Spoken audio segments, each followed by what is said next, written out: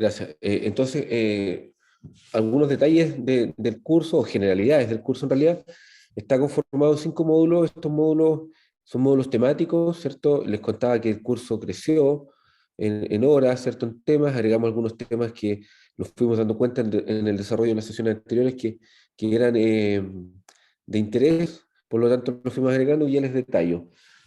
Por lo tanto, estos 5 módulos en total van a comprender 20 sesiones, ¿cierto? 4 sesiones por 4 sesiones, claro, por cada módulo. Cuando hablamos de sesiones nos referimos a la sesión sincrónica, es decir, que se va a desarrollar a través de Zoom en una fecha ya programada. Luego habrá una actividad práctica, y aquí aprovecho de aclarar que esta actividad práctica es una actividad práctica sincrónica, ya en tiempo real. No es una actividad presencial. Este curso es un curso e-learning, pero que esta actividad va a ser distinto a una actividad natural de sesiones como ponencias, pero también vamos a tener casos clínicos a lo largo del curso. Hoy día ustedes están desarrollando la primera charla más introductoria, ¿cierto? Para entrar un poquitito en calor en la temática. Ya a partir de la charla 2 vamos a empezar a entrar más en contenidos más duros, más fuertes, y desde el jueves van a empezar a recibir en sus correos el acceso a una cuenta, las credenciales para poder acceder a su aula virtual, en donde van a encontrar desde el primer día una cantidad importante de material relacionado con los distintos temas. Perdón, hay un micrófono abierto por ahí. Sebastián, por favor, su micrófono.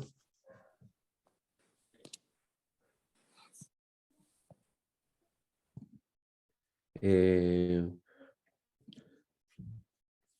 Van a encontrar una cantidad importante de material ordenado por módulos, ¿ok? Por lo tanto, la forma de llevar el curso es bastante flexible, va a depender del ritmo que cada uno tenga, del tiempo, de las capacidades que tenga para poder llevarlo, pero ustedes van a tener la opción sincrónica, es decir, esto que estamos haciendo hoy, y todas las sesiones en tiempo real, pero además al día siguiente cada sesión va a estar disponible en su aula. Recuerden, el aula se va a activar el día jueves y de ahí en adelante van a empezar a estar progresivamente en las sesiones, el material que ya está y probablemente algún otro que le compartamos. Y va a haber una importante cantidad de material de estudio que les sugerimos que descarguen. Los cursos tienen inicio y término, por lo tanto, los cursos se dan de baja después de esta aula, pero siempre los vamos a dejar un par de semanas más para que puedan repasar, bajar el material y a través de allí también rendir las evaluaciones, que ya les explico un poquito el detalle de eso, y en general todo tipo de interacción también lo vamos a tratar de concentrar ahí, información.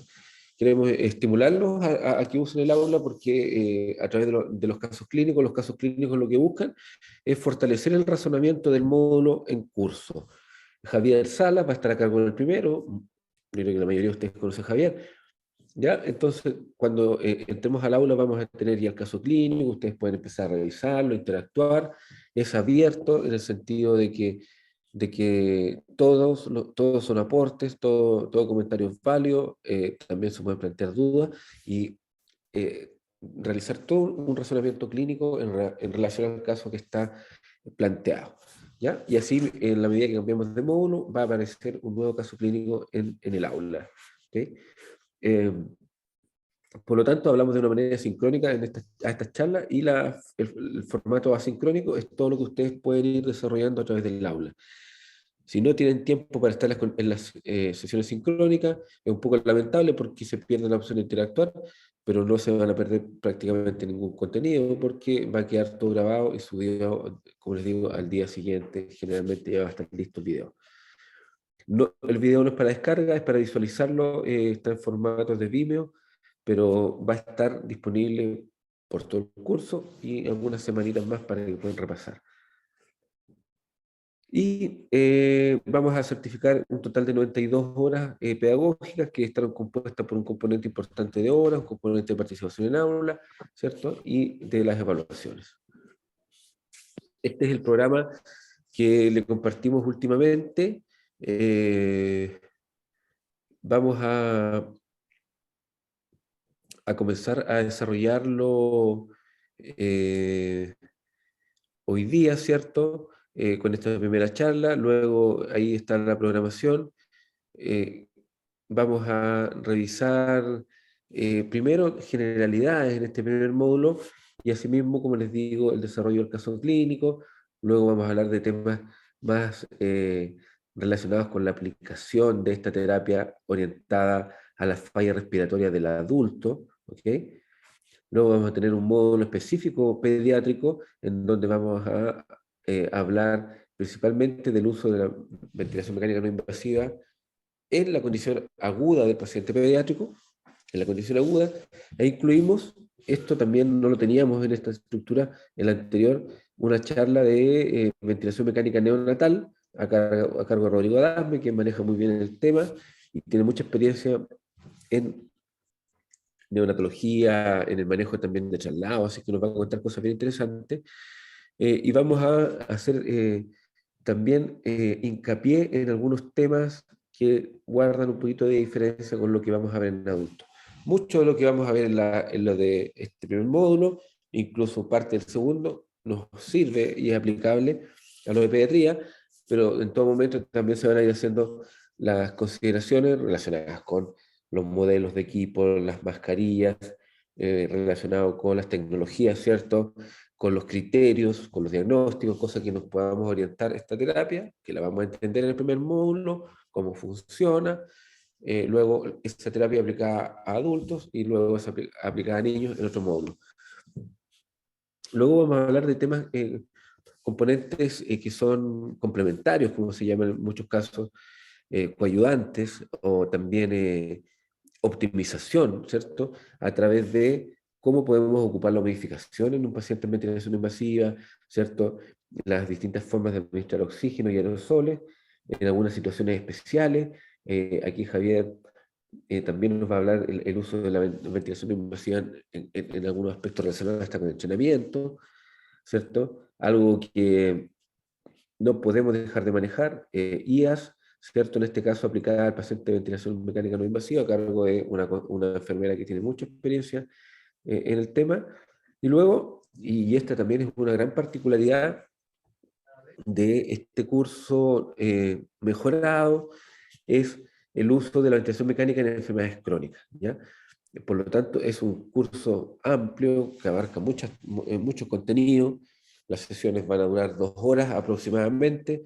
Se pueden alargar perfectamente porque en tiempo real pueden ocurrir cosas. Puede ser que el relator se profundice más en un tema, puede ser que las preguntas se empiecen a hacer muchas, pero el tiempo está abierto a eso. Ahora, yo sé que estar 2 horas un poco más frente a una pantalla es complicado, por eso también está la posibilidad de después revisarlas en el video.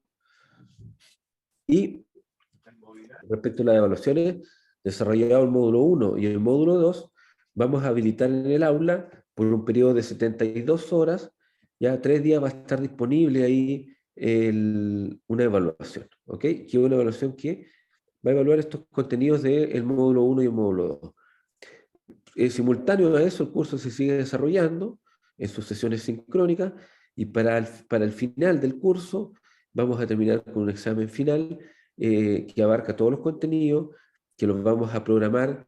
No están programadas inmediatamente las evaluaciones por un motivo, chiquillos, es que podría eventualmente haber un retraso, qué sé yo, una charla por cualquier motivo. Entonces, tenemos la flexibilidad de desplazarla, poder postergar un poquito, pero siempre dentro del margen del desarrollo del curso. Y la segunda o el examen final, claramente lo vamos a desarrollar unos días después de terminar las últimas sesiones para permitirles a aquellos que vienen un poquito más lentos, que vienen atrasados con el desarrollo del curso, que no han podido ver todas las sesiones, terminar de estudiar y poder rendir la prueba, que va a estar disponible por ser un examen final, eventualmente 4 a 5 días, una vez que lo tengamos ya confeccionado. Eh, de acuerdo a la complejidad, vamos a definir si darle 4 o 5 días al examen, pero son tiempos más que razonables, porque en ese tiempo ustedes pueden revisarlo, pueden repasar un poco más. La verdad que para nosotros es bien importante que el examen sea también una instancia más de aprendizaje. Entonces, ese es el programa y les expliqué más o menos en términos generales cómo vamos a ir funcionando a lo largo del curso. Toda la información formal será a través del correo, pero importante que ustedes entiendan que esta es una programación que ya está. Nosotros generalmente les avisamos, les estamos dando notificaciones para que puedan conectarse, pero el enlace y las fechas son las que ustedes conocen. El enlace va a ser siempre el mismo, el que les compartimos para la sesión de hoy. Ahí están mis datos. Eh, Vamos a apagar un micrófono, por favor, por ahí. Acá están mis datos, está mi correo personal también, y el celular, en caso de que de repente tengan alguna consulta rápida por WhatsApp de preferencia. eh, Ahí, de acuerdo a los tiempos, se responde, pero para facilitar un poquitito la comunicación. Ok. Entonces, dicho eso, vamos hoy día a hacer una sesión un poquito más light.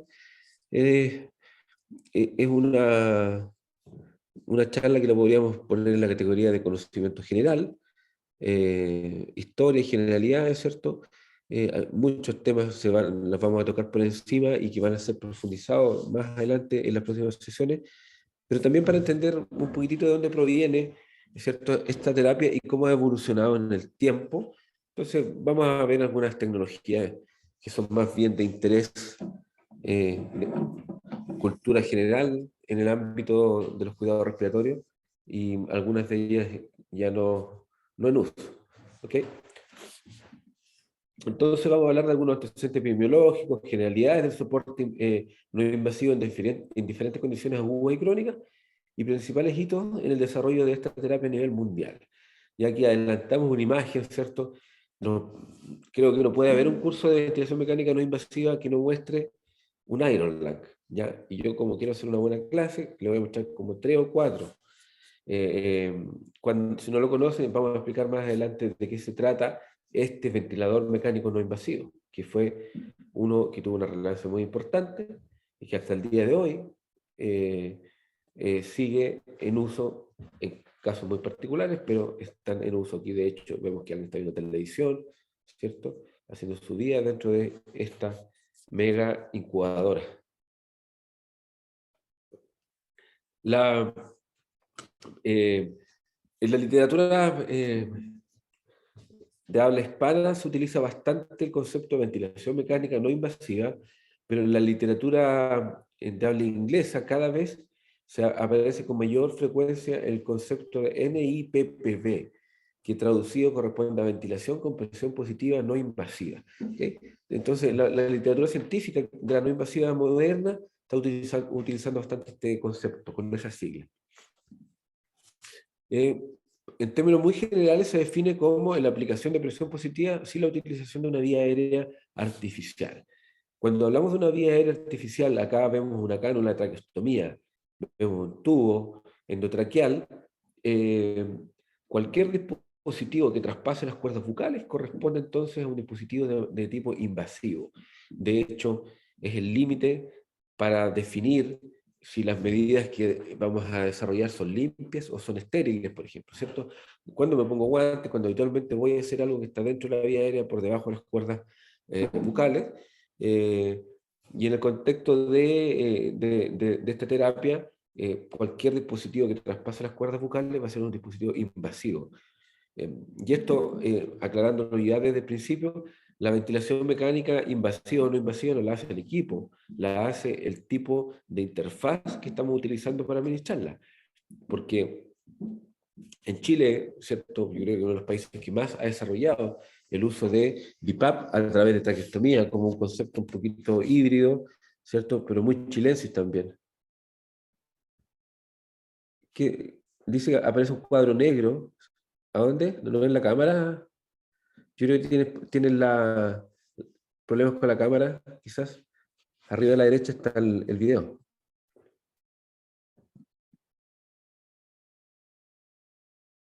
¿Aparece un cuadro negro, chicos? ¿En qué parte?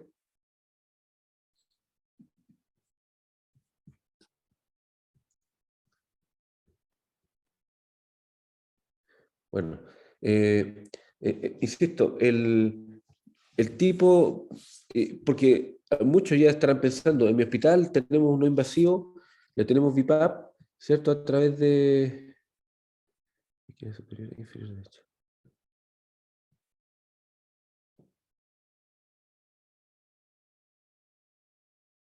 ¿En serio? Qué lata.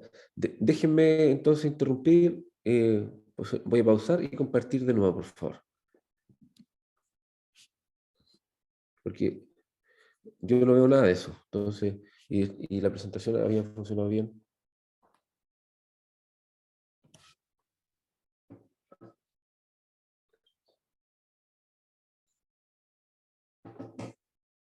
Ahora los vi del celular. Un segundo.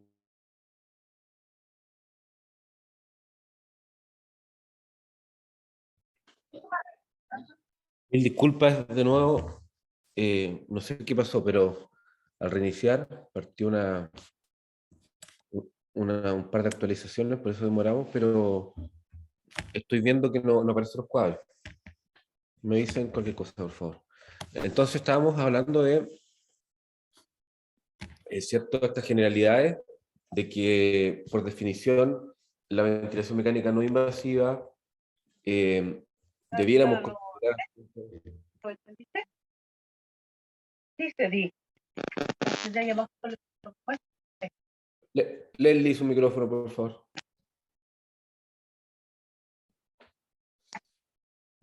Me cayó todo.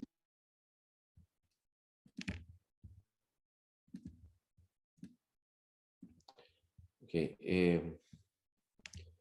entonces, hablábamos de, corresponde, ¿cierto?, a la aplicación de presión positiva sin usar una vía aérea artificial. Ahora, esa vía aérea artificial puede ser una cánula traqueostomía o un tubo, y les mencionaba que en el fondo muchas veces existe alguna confusión respecto de eh, o cómo es posible que usemos un ventilador no invasivo a través de una cánula de traqueostomía. La verdad es que eso, gracias, estimado. La verdad que ahora en Chile el desarrollo del programa AVNI, AVNIA, AVIA, ¿cierto? Que quizás más de alguno de ustedes lo conoce, propuso un manejo con terapia no invasiva o con equipos, perdón, para ventilación mecánica no invasiva originalmente, a través de, en muchos casos, una cánula de traqueostomía. Ha sido funcional, ha sido exitoso, una alternativa muy válida, pero en otros países probablemente no sería tan fácil de implementar por normas de seguridad, ¿cierto? De calidad, por aprobación de la FDA, en donde tiende a ser mucho más estricto. El equipo fue diseñado para tal cosa, solamente lo puedes usar en ese contexto. Puede ser una alternativa para la intubación y la ventilación mecánica, no la reemplaza, pero ¿cuándo puede ser una alternativa? En algunos casos que se quiera limitar el esfuerzo o cuando eventualmente elegimos bien a un paciente y nos anticipamos, vamos a ver que la oportunidad del inicio de la terapia es muy importante, tiene una gran utilidad en patologías agudas y crónicas, y dentro de los objetivos como muy general y que siempre lo van a encontrar ustedes descrito, es que mejora o restablece la capacidad residual funcional y minimiza el trabajo respiratorio. Entonces, de manera muy simple o simplista, podríamos atribuirle el efecto a las terapias que son en un nivel de presión, como es el CPAP, y la mejora en la capacidad residual funcional, y aquellas que usan dos niveles de presión, los B-level o también conocidos como BIPAP, van a tener este efecto de mejorar la capacidad residual funcional a través de su parámetro EPAP, ¿cierto? Y minimizar el trabajo respiratorio a través de la presión de soporte que se entrega sobre esa basal. Entonces, aquí entra otro aspecto importante ya a incorporar. La ventilación mecánica es tremendamente clínica y mucho de lo que hacemos lo debemos evaluar en el trabajo respiratorio. Parte de hacer una terapia no invasiva es justamente disminuir esa condición para el paciente. Por lo tanto, eventualmente no se le va a instalar una línea arterial, no se le van a estar tomando gases de manera tan regular, lo vamos a poder desarrollar en otro espacio distinto a la UCI, en donde hay menos herramientas de monitorización, pero todo eso lo compensamos con una buena evaluación y regular y frecuente, ¿cierto? Evaluación clínica al borde de la cama del paciente. El inicio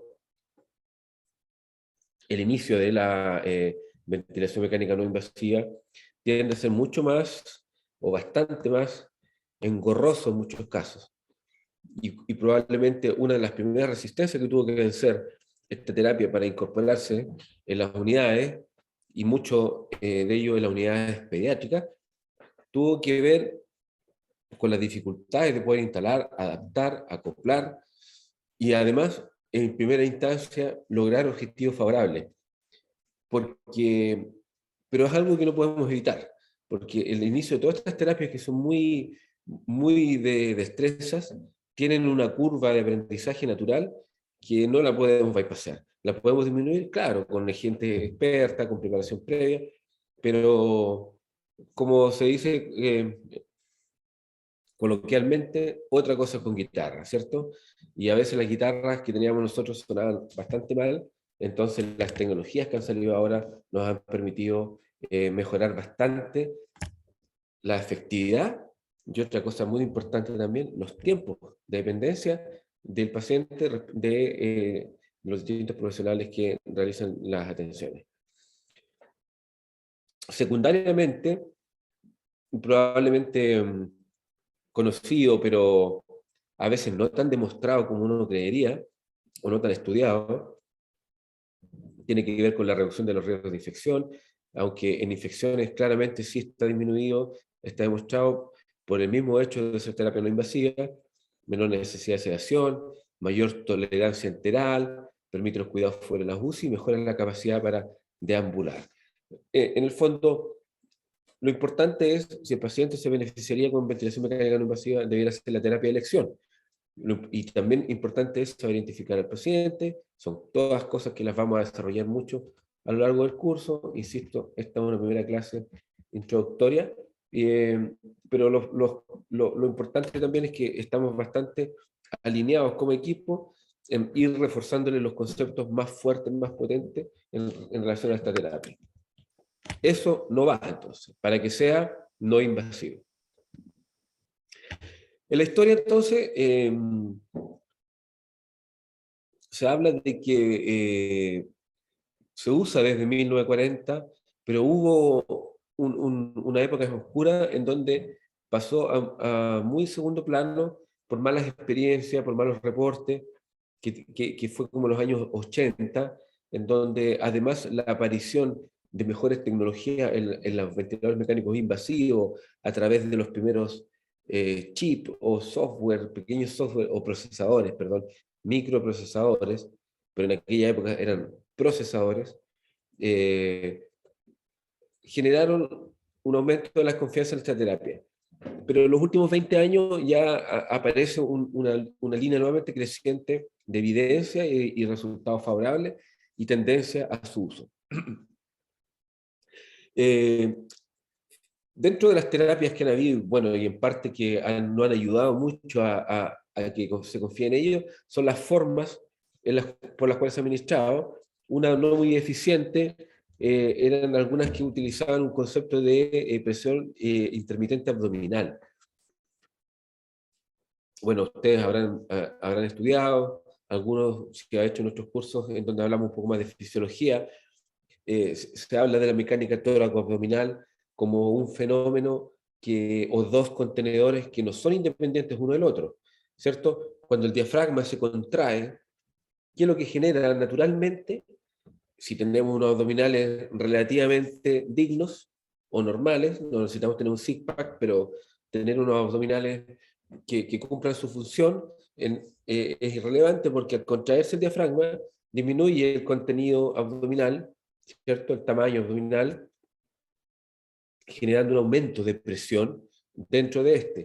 Y esa presión intraabdominal se traduce en un empuje en la parrilla costal inferior, generando el aumento del diámetro transversal, ¿cierto? Las ventilaciones basales. Pero siempre a partir de la contracción diafragmática. Entonces, micrófono, por favor. El realizar este fuelle indirectamente desde el abdomen genera un efecto similar en el diafragma, pero con una eficiencia muy baja, porque claramente el nivel de gradiente que puede generar para ventilar no es suficiente. ¿Ya? Son dispositivos experimentales, pero se usaron, se intentaron usar, pero no tuvieron muy buenos resultados. Los primeros dispositivos que fueron más efectivos fueron cuando se aplicaron algunos de los diseños de los años 40, 50 a las enfermedades neuromusculares o neurológicas. Esto es importante en ausencia de enfermedad pulmonar primaria. Vamos a ir ahí, por ejemplo, acá hay una conferencia, ¿cierto?, en un grupo de enfermeras de los años 50, cuando se inicia o aparece esta epidemia de la poliomielitis, que generaba una parálisis muscular, variable, ¿cierto?, pero en muchos casos letal, que afectaba a la musculatura estriada y dentro de eso a la musculatura respiratoria. ¿Ok? Entonces se empiezan a aplicar estos dispositivos con presión negativa, y acá están, ya lo vamos a reforzar un poquito cómo funcionaba si no conocen. Y aquí están en una sesión de entrenamiento, ¿cierto?, de estos dispositivos que para la época eran muy innovadores. Eran capaces de generar volúmenes corrientes de 4 a 6 ml por kilo. Alguno me dirá, está bien, ¿cierto? Pero la verdad es que en ventilación mecánica no invasiva, en la actualidad, los 4 o 6 ml por kilo se pueden quedar cortos porque no es una ventilación tan eficiente, una ventilación a fuga, hay un puerto exhalatorio, hay más resistencia en la vía aérea, por lo tanto, a veces el cálculo se lleva un poquito más arriba que lo que calculamos en ventilación mecánica invasiva, ¿cierto? Por lo tanto, 8 a 10 ml por kilo, un paciente tiende uno a verlo mejor ventilado, con mejor expansión pulmonar, y logra el efecto que dijimos al principio de disminuir el trabajo respiratorio. ¿Ya?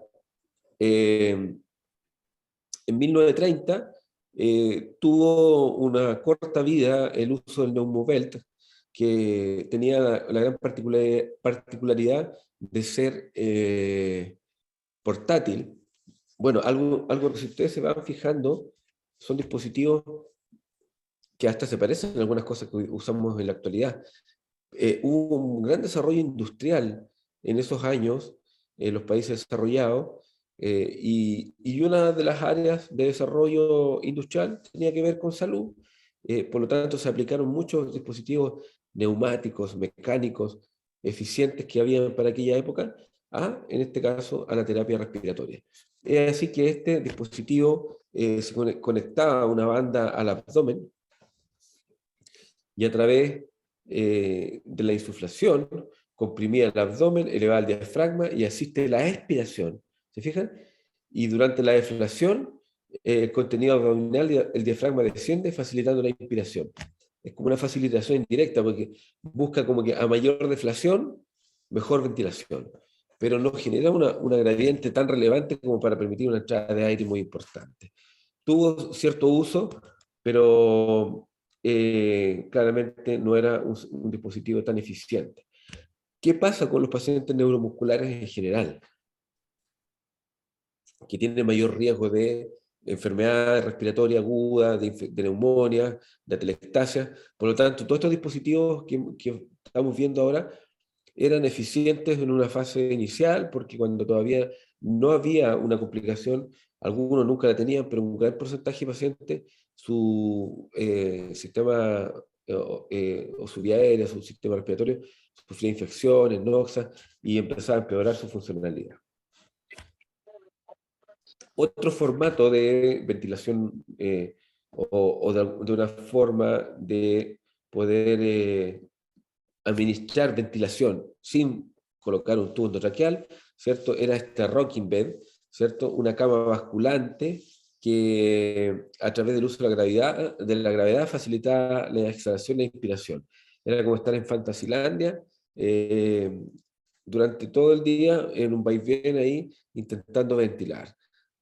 Son dispositivos bien mecánicos, si se fijan, y claramente si uno lo trata de llevar a aquella época, probablemente tenía muchas expectativas, porque el conocimiento de la fisiología, aunque basalmente era básicamente el mismo, no había un entendimiento tan fino de la biomecánica alveolar, de la distribución de los volúmenes, ¿cierto? De los conceptos de interdependencia, qué sé yo, algunos que fueron conociéndose posterior a esto.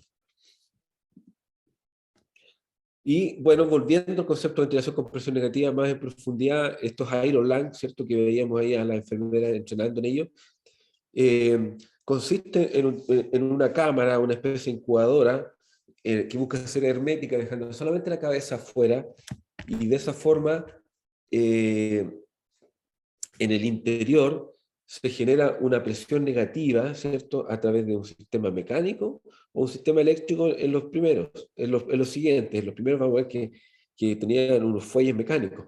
Y al generar presión negativa dentro de la cámara, el tórax era absorbido, ¿cierto? Por esta presión negativa, permitiendo una exhalación. Y como la cabeza queda afuera, generaba entonces esa succión, generaba una gradiente negativa para facilitar la entrada de aire del ambiente a las unidades alveolares. ¿Ok? Y era un sistema tremendamente innovador, seguro, no tan cómodo, pero sí se incluían algunas mejoras, ahí uno puede ir viendo cómo se fueron desarrollando a partir de ese diseño, en donde alguien tenía que estar dándole vuelta a una manivela para poder generar un sistema mecánico de succión, pero el principio es básicamente el mismo. Se mete un sujeto acá adentro, se le deja la cabeza afuera para que esté en contacto con el ambiente y para generando dos áreas diferentes, separadas, ¿cierto? Un microambiente en donde está el cuerpo del cuello hacia abajo y la cabeza afuera. ¿Ya? Luego, los últimos diseños, ya los que se desarrollaron de mayor manera, eran estos tubos cilíndricos, le agregaron algunas mejoras, en la medida que fueron usándolo se fueron dando cuenta, y aquí aparecieron estas cámaras que permitían a través de unas mangas manipular al paciente sin tener que interrumpir el uso o el funcionamiento del sistema a través de presión negativa. Unas cámaras de visualización, ¿cierto? Y algunas mejoras para la calidad de vida, uso de espejos, sostenedores de libros, eh, una serie de mejoras que le fueron agregando para entretener a ese sujeto que prácticamente vivía allí dentro. Atención también ahí que los pacientes con polio podían tener ratos de desconexión, algunos más, otros menos, otros nada, ¿ya? Entonces dependía mucho de eso, cuánto pudiera hacer afuera, o si no, la mayoría de los cuidados tenían que ser entregados ahí dentro. Con cualquier tipo de fuga, este sistema no funcionaba, era difícil de atender, ¿cierto? Y en la medida que fueron apareciendo otras terapias menos abultadas, ¿cierto? Más funcionales, estas claramente fueron pasando a segundo plano. Ahí todavía, y estas imágenes y la que vimos anterior, personas que viven en esta condición. Vamos a ver una película aquí.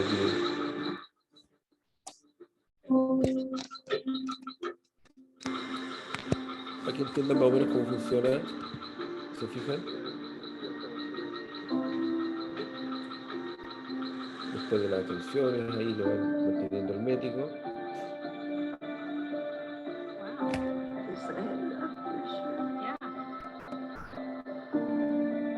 El cuello, una de las presiones en las que se mueve.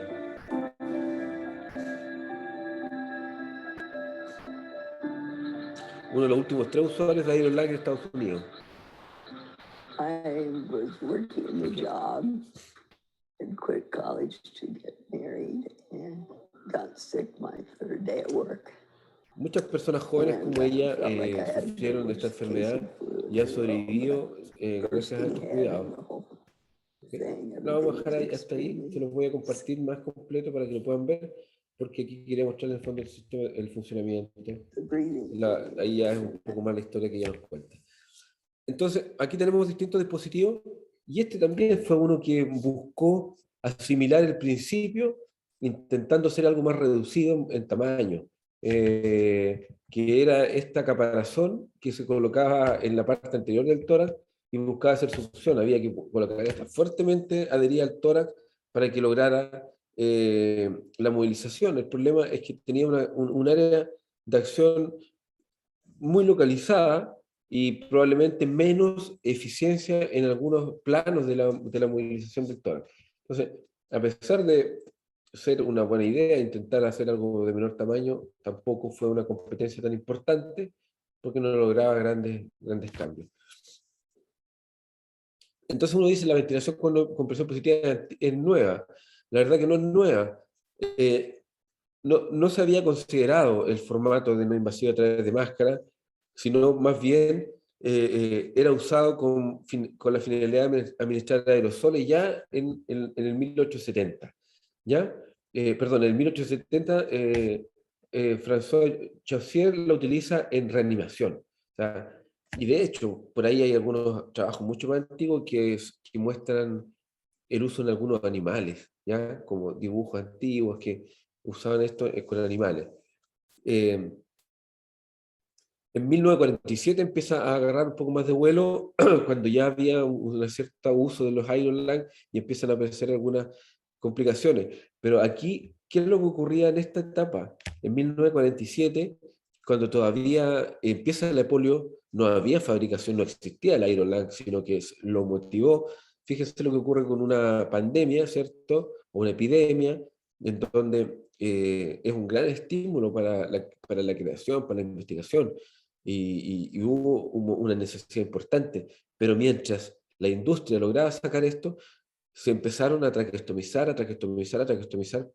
los pacientes. Y tenían a todos los internos, los estudiantes, 24/7, se iban rotando, se pasaban el ambú y ventilaban al paciente. Entonces, era una situación, imagínense lo que hemos pasado hoy día con la pandemia, y lleven una situación parecida, otra causa, ¿cierto? Otras consecuencias, pero una demanda altísima del sistema de salud, con mucho menor tecnología, mucho menos gente preparada. Entonces, el Iron Lang vino a salvar en algún momento, pero como mencionaba hace un rato, empezaron en un uso ya más de larga data, empezaron a aparecer algunas complicaciones. Aquí hay algunos formatos de las primeras formas de administrar ventilación no invasiva, que es lo parecido a lo que hacemos hoy día nosotros, pero con dispositivos basados en sistemas de gases, balones, ¿cierto? Y siempre el concepto de medición de presiones a través de manómetros. Aquí está otra parte importante del desarrollo industrial estadounidense, años 70, empiezan a desarrollar fuertemente los dispositivos neumáticos para ser usados con distintos fines, en algunos casos como ventilación no invasiva, en algunos casos como terapéutico, ya lo explicaré, y en algunos casos como invasiva. Pero el formato de aportar esto es el interesante, que eran estos dispositivos neumáticos. Está mi amigo José Manuel Caballero por ahí, no sé si él también se recuerda de algunos equipos de este tipo, en donde son bastante arcaicos por un lado, pero muy funcionales. No requiere una red eléctrica, tú los conectas a una red de aire, una red de gas, y el equipo empieza. Basta con tener 2 fuentes neumáticas, no requerían una conexión a corriente. Luego las conexiones a corriente de estos equipos eran para darte una pantallita, pero seguían siendo funcionales. El problema es que es la excesiva potencia que puede entregar incluso un dispositivo como ese, la escasa posibilidad de ajustar parámetros como flujos, ciertos volúmenes, por lo tanto, en algunos casos dañinos. Sin embargo, estas tecnologías mejoradas, pero los mismos principios, hasta el día de hoy siguen usándose y tienen mucha validez. Ya les voy a mostrar a qué me refiero. Entonces, aquí tenemos tres equipos, la ventilación percusiva intrapulmonar, y ¿qué es lo que hace? Tal cual lo que dice. Aplica trenes con la finalidad de básicamente permeabilizar vía aérea. Estos equipos eran para movilizar secreciones. Y todos estos pacientes que empezaron a sobrevivir en condiciones neuromusculares comenzaron a presentar las mismas complicaciones que hoy día nosotros conocemos en los nuevos crónicos de ahora. ¿Ya? Retención de secreciones, tapones mucosos, qué sé yo. Entonces, el cuidado respiratorio era muy relevante. Luego vino el Mark 7, que fue el primer ventilador neumático por excelencia, ya vamos a ver cómo funciona. Y acá está el otro, el Bennett, que son principios más o menos parecidos, que entregan a partir de, insisto, energía neumática, energía entregada por redes de aire y de oxígeno, y a través de ajustes de perillas, como ustedes ven, la entrega de algunos principios básicos de ventilación.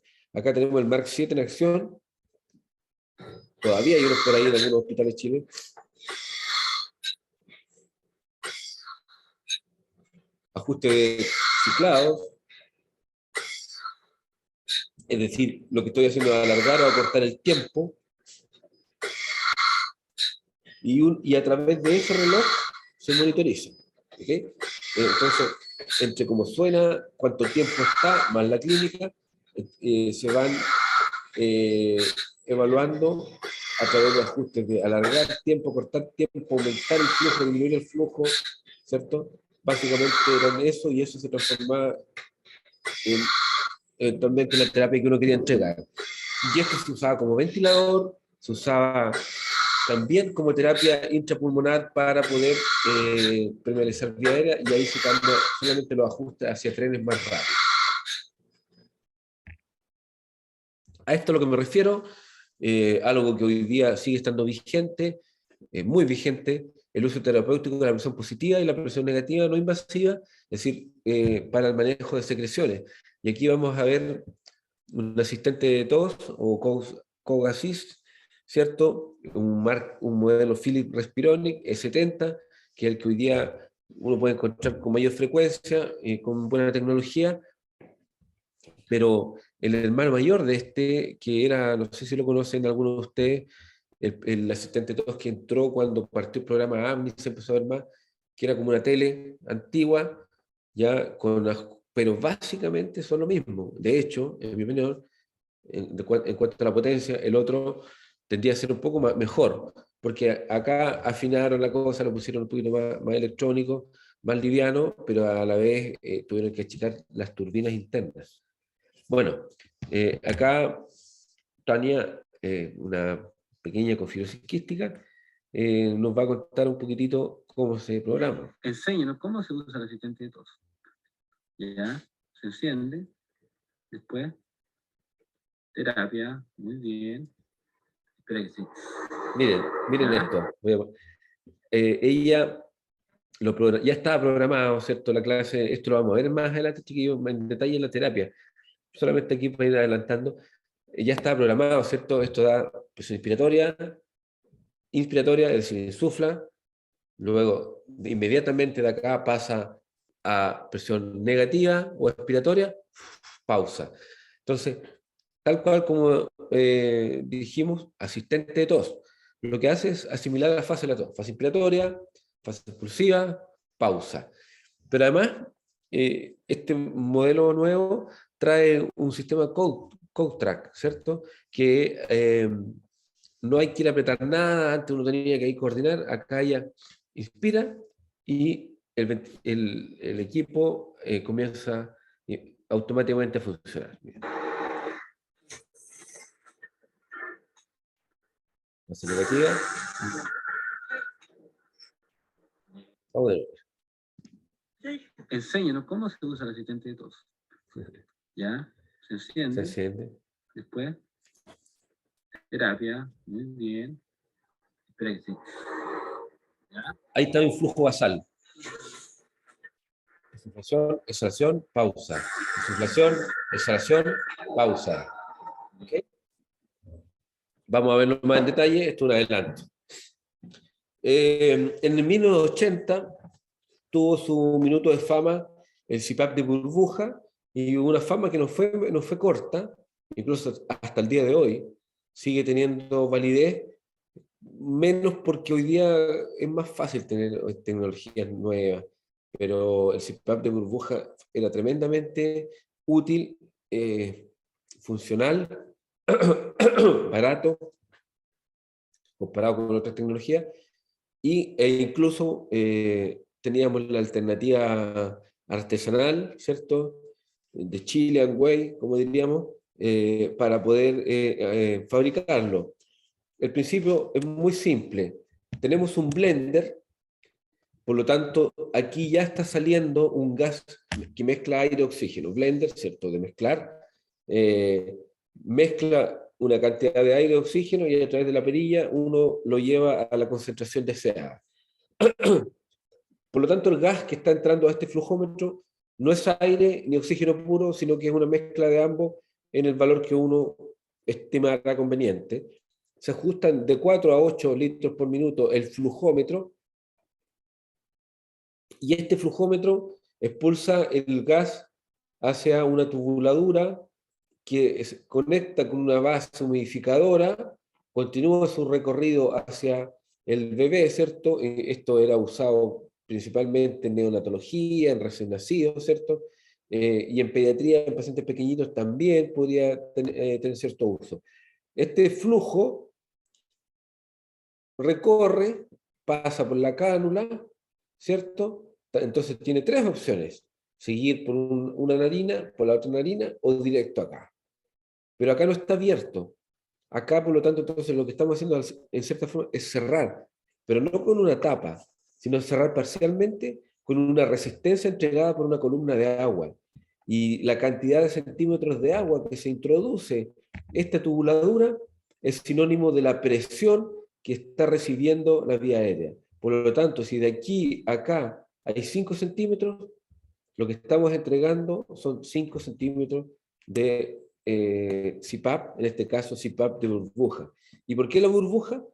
Por el burbujeo que genera la presión continua sobre este contenedor de agua. ¿Ok? Entonces la columna de agua es la que nos va a determinar cuánto es la presión en centímetros de agua que está recibiendo ese neonato.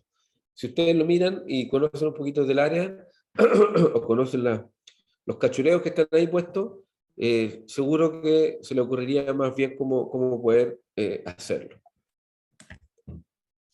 Algunas otras alternativas de CPAP en recién nacido, todo un desafío en este grupo. Rodrigo nos va a hablar de ello. Todo un desafío porque tenemos que adaptar cosas muy pequeñas, muy delicadas, a caritas muy pequeñas. Tienen que ser capaces muchas veces, si queremos generar sincronía, en caso que queramos usar algún modo binivelado, es algo muy difícil de lograr. Yo me atrevo a decir que casi imposible con la mayoría de los equipos tener una sincronía perfecta en los bebés más pequeños. Por eso que a veces se usa de manera, con principios un poco diferentes a los que usamos en otros grupos etarios.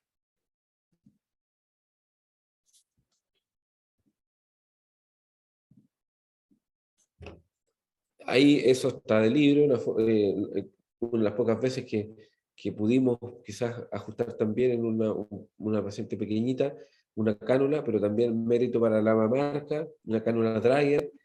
No tengo conflicto de interés para nada, son súper caras las cosas de Drager, pero en este caso, este dispositivo, lo que se cambia aquí es la...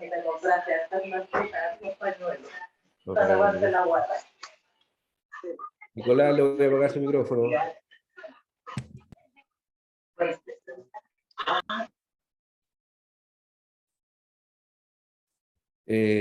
Entonces, el dispositivo de base es más o menos el mismo y trae algunas alternativas de prong o cánulas o mascarillas que se adaptan a ello. ¿Ya? El neonato, el CPAP es bien usado, ya bastante usado, porque permite la respiración espontánea, se relaciona con un menor trabajo respiratorio, estabiliza la parrilla costal, mejora la capacidad de reserva funcional, aumenta la producción de surfactante, disminuye la necesidad de intubación y el surfactante exógeno. De ahí proviene el principio, ¿cierto?, de INSURE, que se ocupa ampliamente, es ampliamente usado hoy día en las unidades de neonatología, en donde se intuba a un neonato que presentó una enfermedad de membrana hialina, se le administra el surfactante, pasan unos minutos, se saca el tubo y se deja con CPAP. Entonces, vino también a resolver algo que tenía que ver con la necesidad de estar ventilando a los pacientes mucho tiempo, porque se dieron cuenta que no era necesario tenerlos intubados y bastaba con usar la intubación solamente para administrar el surfactante. Se asocia de alguna forma a una disminución de la displasia broncopulmonar. Igual hay un riesgo no menor de reintubación o de intubación en los pacientes que están con CPAP, ¿ya? Y que son básicamente lo que dicen las dos líneas que tenemos ahí, a menor edad gestacional, a mayor complicación, obviamente esos riesgos aumentan, pero hay un cierto grupo de pacientes que responden, y creo que estos números también se pueden modificar dependiendo la experiencia de los usuarios. Esto es para ir, son 2 o 3 días para hablar de Neo, porque Neo es otro mundo en todo sentido, en todo sentido. De hecho, pediatría en muchos aspectos está más cercano a algunos conceptos de adultos que a otros que se usan en neonatología.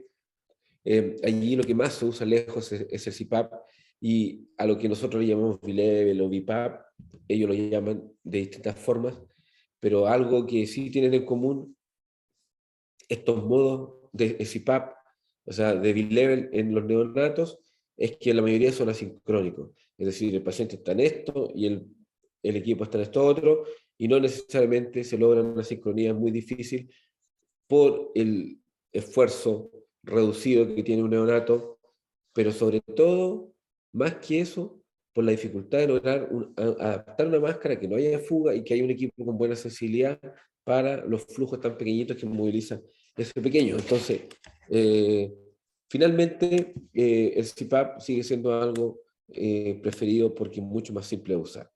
Los ventiladores invasivos, si alguno de ustedes conoce este equipo que está acá, que es la VEA, pasado a un software, o sea, se le saca el sensor de flujo, perdón, y se transforma en un IMB nasal.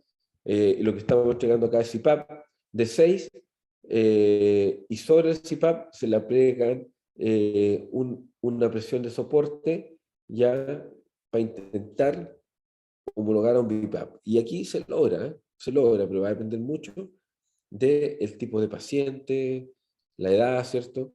Pero este equipo en esa modalidad tiende a funcionar bastante bien. Creo que está un poco subutilizado en ese aspecto.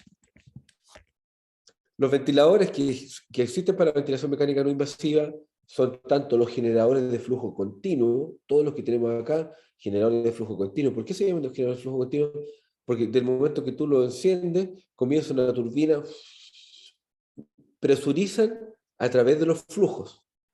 En cambio, los ventiladores complementan la mantención de la presión durante un tiempo determinado a través del uso de las válvulas inspiratoria o expiratoria. Abre una, cierra otra para generar una contención de la presión.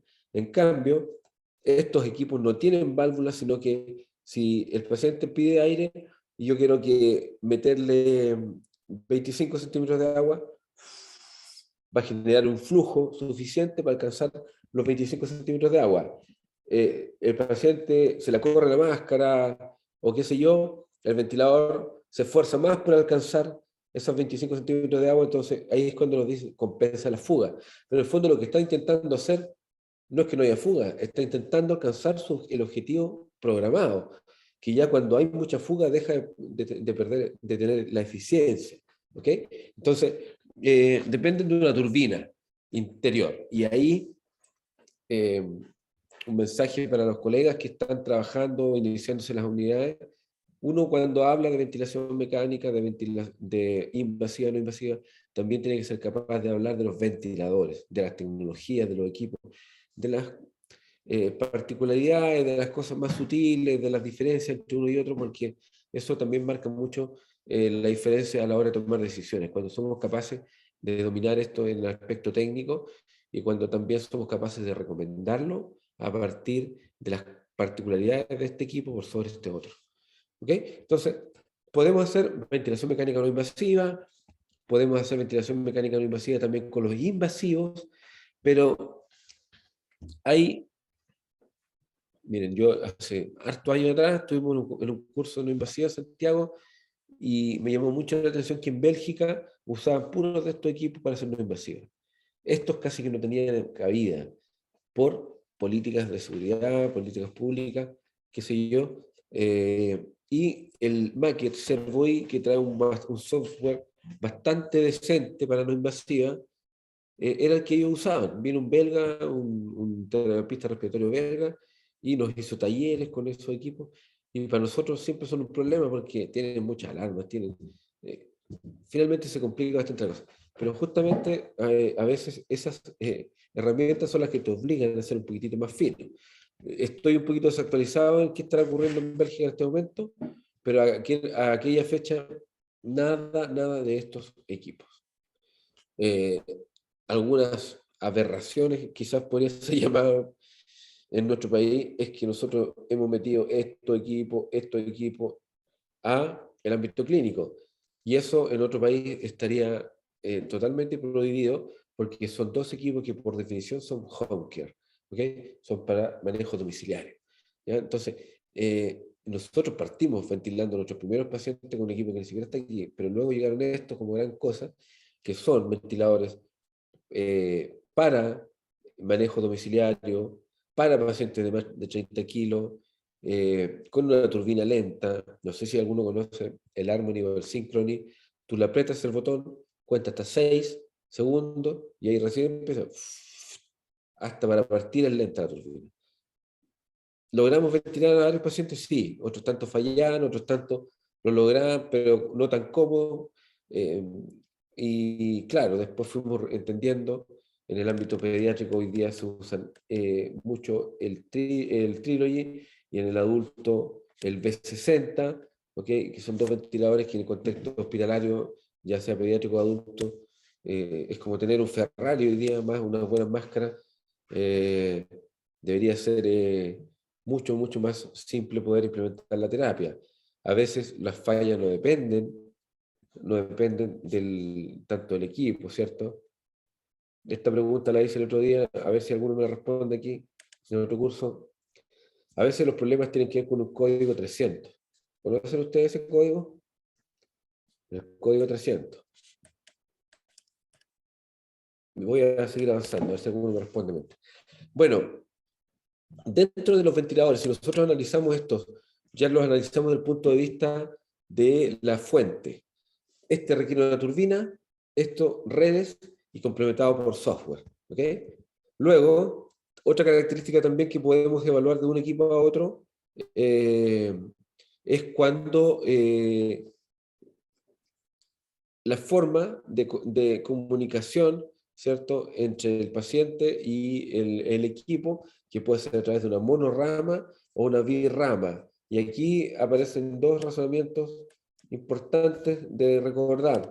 Cuando hablamos de un circuito monorama, es decir, el aire circula exclusivamente en esta tubuladura, es imprescindible aportarle un portal exhalatorio para que el aire exhalado tenga un punto de salida.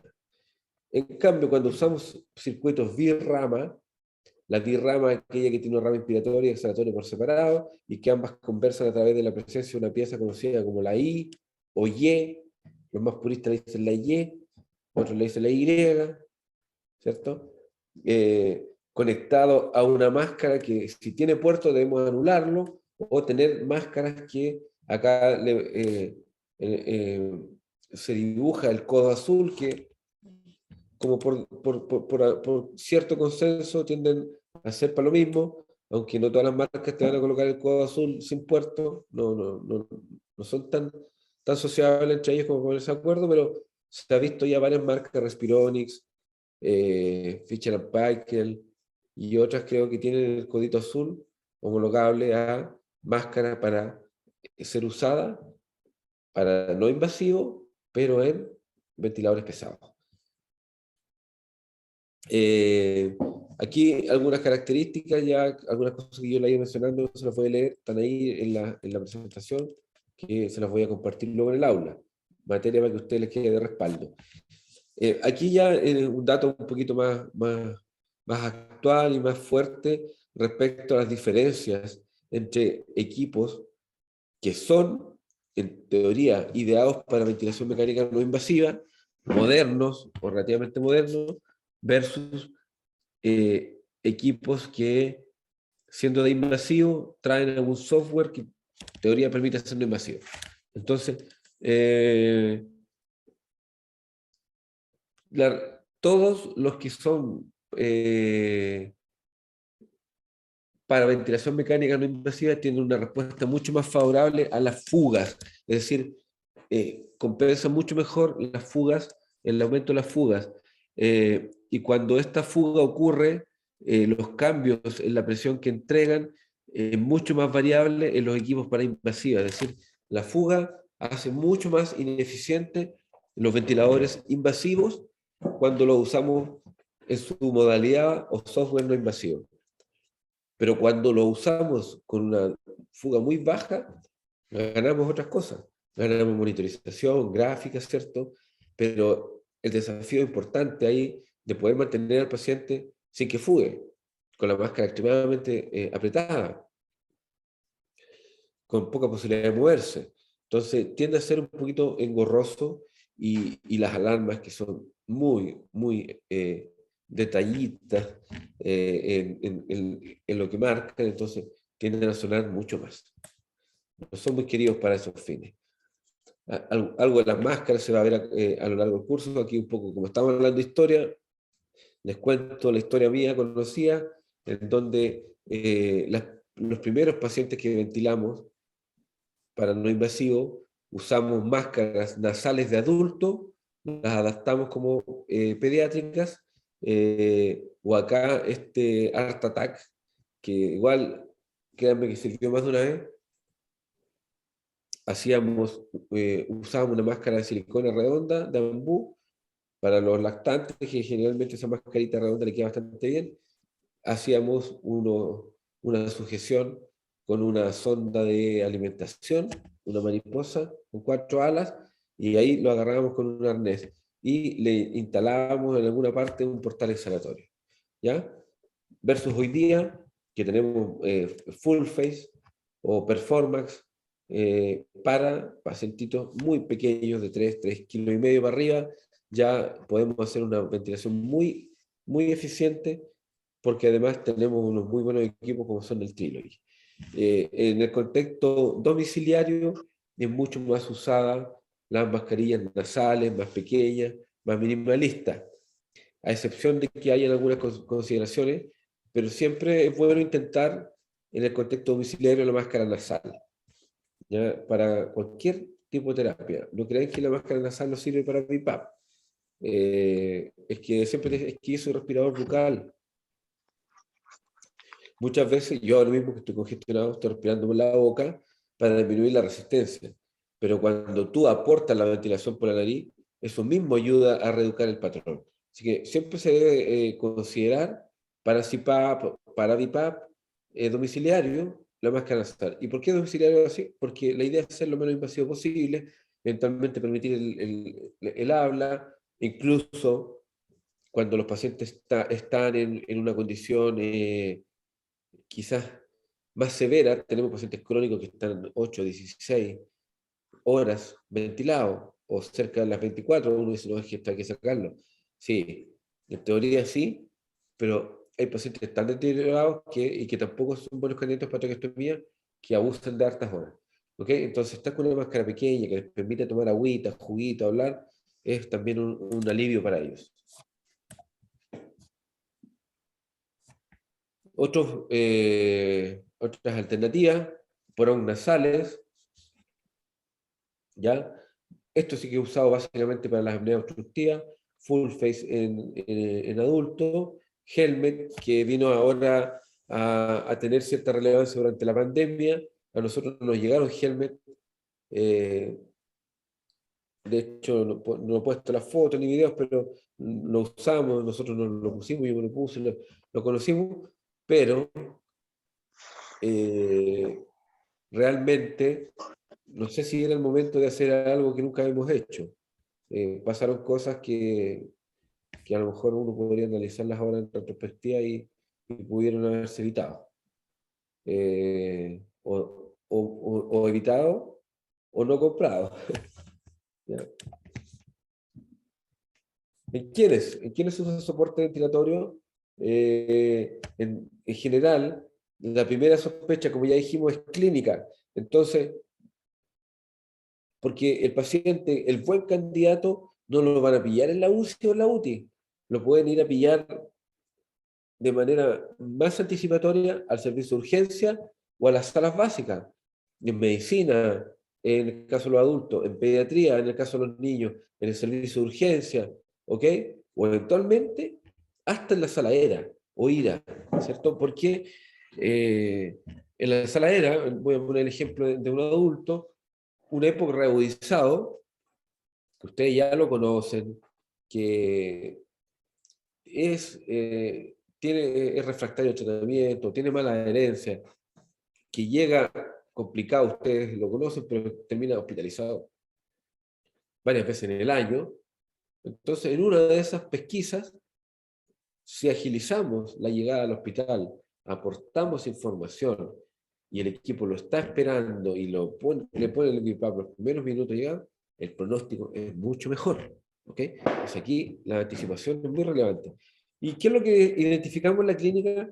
¿Cierto? Un deterioro en la relación entre las capacidades del sistema versus las cargas que tiene que vencer. En este caso, las cargas están condicionadas por la enfermedad pulmonar, por la disfunción cardiovascular y por la enfermedad de la pared torácica. Estas, en mayor o menor grado, pueden ser soportadas con alguna forma de ventilación mecánica no invasiva, ¿ya? Las capacidades respiratorias se ven alteradas por la debilidad de los músculos, por la disminución del drive, ¿cierto?, del control de la respiración, o por un deterioro de la función neuromuscular. Entonces, hay múltiples causas, y fíjese que no estamos hablando de diagnóstico, estamos hablando de condiciones funcionales. Algunas pueden ser más agudas, otras crónicas, pero el concepto es que cuando se empieza a perder este desequilibrio y uno empieza a evidenciar signos de hipoxemia, luego hipoxemia más deterioro de la mecánica respiratoria, y ya tenemos en mente una escalada o ya conocemos una escalada ya realizada, es decir, partió con la naricera, terminó con un Venturi, ahora está con un reservorio, la saturación no mejora a pesar del aumento de la frecuencia respiratoria, perdón, de la FiO2, la saturación no mejora, la mecánica respiratoria va empeorando, hay que pensarlo. Ya llega un momento en que tenemos que dejar de decir, ya, estoy con un sistema de bajo flujo, voy a pasar a uno de alto. No, aquí el deterioro de repente hay que ser anticipatorio, empiezan a haber signos directos e indirectos de chant, zonas perfundidas, no ventiladas, perdón, zonas perfundidas no ventiladas, lo dije bien. Significa que por mucho oxígeno que intenta aportar mientras esos alvéolos que están en chant no se abran, no van a tener interacción con el capilar y no van a hacer intercambio. Entonces, cuando empezamos a aportar una respuesta evidente, o si eventualmente tengo una radiografía con imágenes condensantes, hay que partir ahí, ya. No, veamos los gases. Tómale gases, pero no rechaces el inicio de la terapia por esperar los gases, que te van a venir a decir que están más o menos, que no están tan malos, y que si se van a mal, pongámoslo igual. Entonces, pongamos igual, pero 1 hora antes, o 2 horas antes. Entonces, ese desbalance. Es importante que tengamos en cuenta la participación de todos estos músculos en la mecánica respiratoria, porque en la medida que la vedette, ¿cierto? El diafragma, el que todos conocemos, que se lleva todos los créditos, pero cuando se cansa, aparecen los actores de reparto a salvar la película, que son los músculos esternocleidomastoideo, trapecio, ¿cierto? Toda la musculatura abdominal como musculatura que es accesoria durante la expiración, ¿ya? Y dentro de los músculos primarios también tenemos los intercostales externos y los escalenos, que nadie se acuerda de ellos, po, ¿ya? Son como los de reparto, po, porque el diafragma, para que el diafragma se contraiga, estos dos obreros tienen que estabilizar la parrilla, ¿cierto? Darle un buen punto de sujeción al diafragma. Entonces, entendiendo esto, uno puede empezar a determinar también qué tan avanzado va el deterioro y qué parte o qué aspecto de la condición respiratoria está afectando más. Porque si hay contracción diafragmática importante, perdón, contracción abdominal importante, en la fase expiratoria es un signo muy evidente de que hay una resistencia al flujo y que el sujeto se ve obligado a contraer sus músculos abdominales para empujar el aire hacia afuera, ¿ya? Entonces lo podríamos relacionar con una condición obstructiva. En pediatría, y disculpe que hable harto de pediatría, pero mi experiencia es mayor allí, pero esto no va apuntado a que yo me maneje más o menos en pediatría, sino algo que es importante empezar a entenderlo, porque ya está. Y es que todos estos niños, o muchas de estas condiciones originalmente nacían y su sobrevida era muy, muy corta, meses, años, pero rara vez, por no decir nunca, llegaban a la vida adulta, no sobrepasaban los 15 años, ¿ok? Y después empezaron a sobrevivir un poco más gracias a las tecnologías, y una de ellas importante fue el uso de la ventilación mecánica no invasiva. Pero como el pediatra, y cuando hablo del pediatra, no hablo del médico pediatra, cuando hablo de todo el profesional de pediatría, es muy paternalista. Hoy va a cumplir 15 años y lo van a tener que hospitalizar en medicina para la próxima. Ya, pero lo vamos a dejar acá igual. Entonces, finalmente, el programa AVNI, en sus documentos originales, dijo, ya, vamos a hacer el programa AVNI, vamos a partir de tal edad hasta 15, no, después lo fueron a 19 años. Porque un niño, un adolescente de 16, 17 años que quería ya irse a un servicio adulto, pero que ha estado acompañado toda su vida con la enfermedad, de todas formas es mucho más vulnerable y de repente se tiene la idea de que en esos servicios no se les protege tan bien. Por lo tanto, empezaron ya a todas las tecnologías, los cuidados, empezaron también mayor expertise, este programa, y resulta que estos niños se fueron transformando en adolescentes y luego en adultos, y algunos llegaron a los 19 años, a los 20, 21, 22, 23, 24 años, y recién ahí alguien se dio cuenta en el Ministerio de Salud de Chile que, oye, pero mira, aquí hay un documento que dice que el programa AMNI hasta los 19 años, y tenemos cabros que tienen 20 y más, no podemos, algo hay que hacer. Entonces vino una presión importante para el proceso de transición, porque ya venía hace años desarrollándose el programa de adulto AFNIA, pero adivinen a quién pusieron los broncos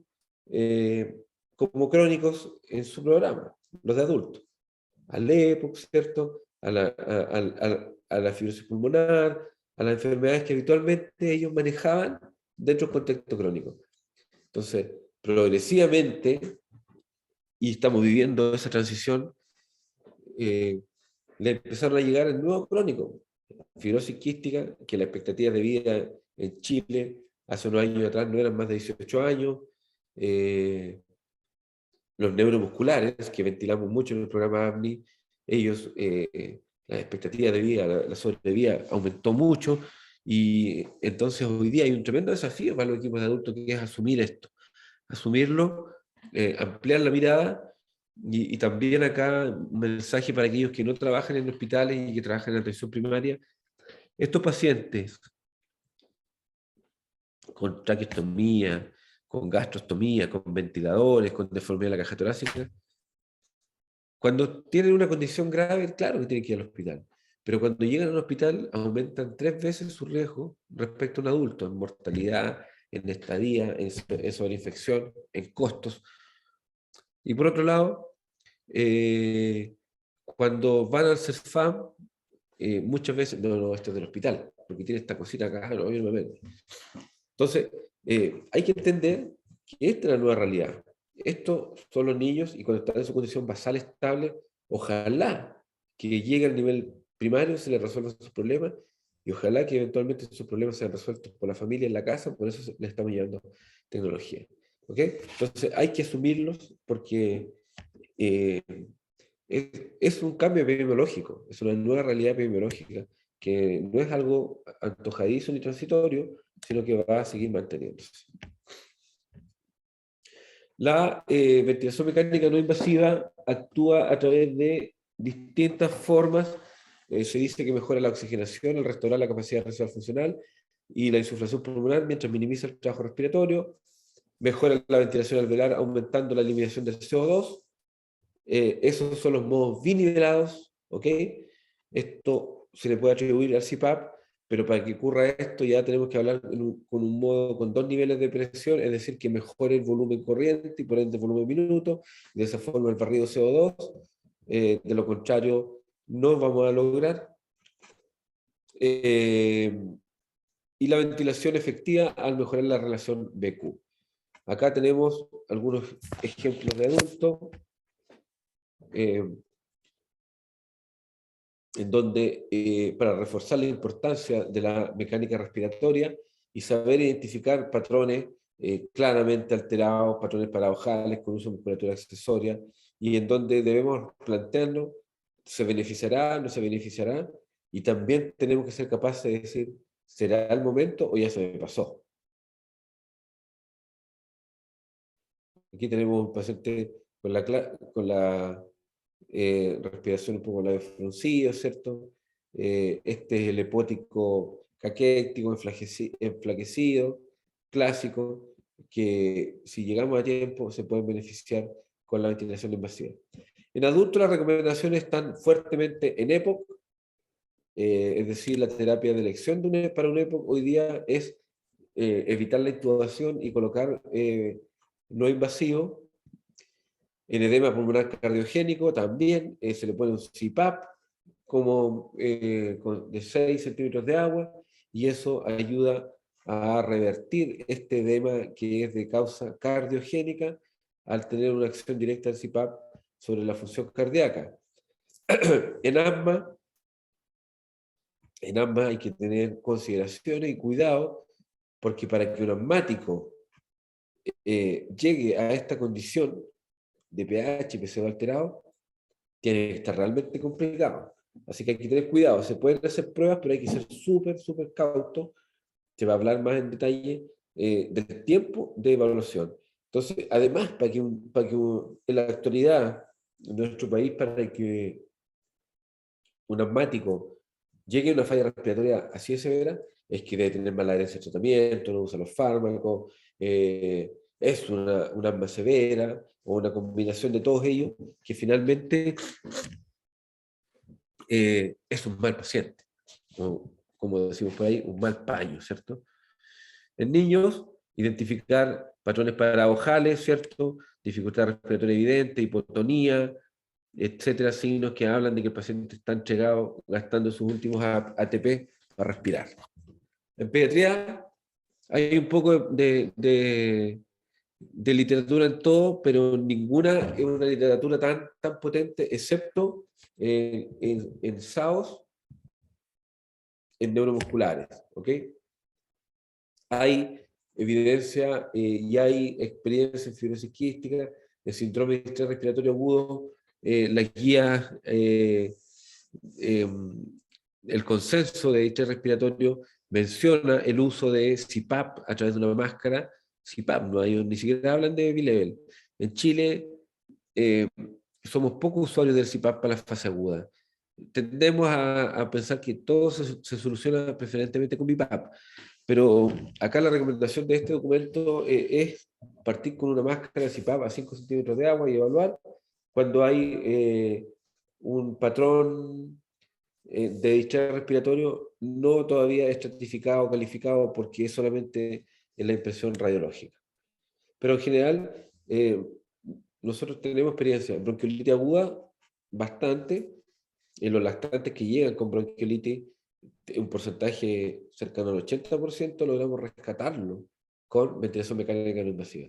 Y esos son números muy buenos, nos va a mostrar Fernando Augusto en el curso, ejemplares, porque para que una unidad llegue a tener esos valores es un trabajo arduo. Y eso también refleja un poco la experiencia que tenemos ahí en esa unidad, donde hay un equipo de kinesiólogos que ya lleva 12 años trabajando en el sistema de cuarto turno, permanencia por lo tanto 24/7 y dedicación a varias cosas y entre eso la no invasiva. Y luego la tecnología, las máscaras, o sea, todo en conjunto ha llevado a tener números muy idénticos a los publicados en los mejores trabajos de eficiencia de la terapia. Se habla también del uso de la ventilación mecánica no invasiva en falla respiratoria crónica o aguda sobre crónica. Es decir, este caballero hepótico tiene una falla respiratoria crónica por su enfermedad, pero a veces se reagudizan. Llegan al hospital y, insisto, lo primero que debiéramos hacer y considerar es el uso de ventilación mecánica no invasiva.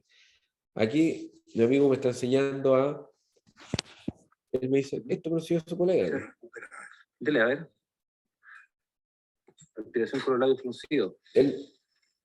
Alargar. Uno dice, los kinesiólogos patuamente decimos, voy a enseñarle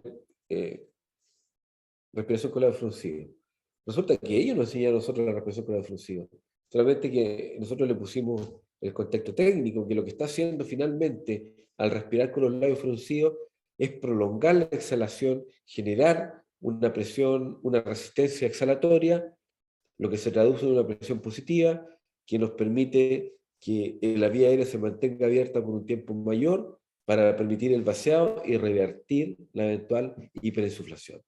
¿Ya? Entonces, nosotros aprendimos eso de los EPO, y no ellos de nosotros, diría yo.